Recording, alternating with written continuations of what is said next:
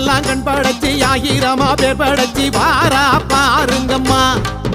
அவ யாரு மாரியம்மா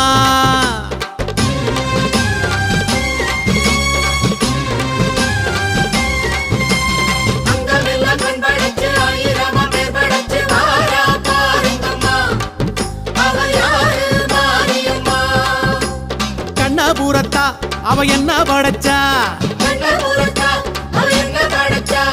சித்திரையில் முத்தடுக்க கொள்ளிடத்து ஆத்து பக்கம் வாரா மாரியம்மா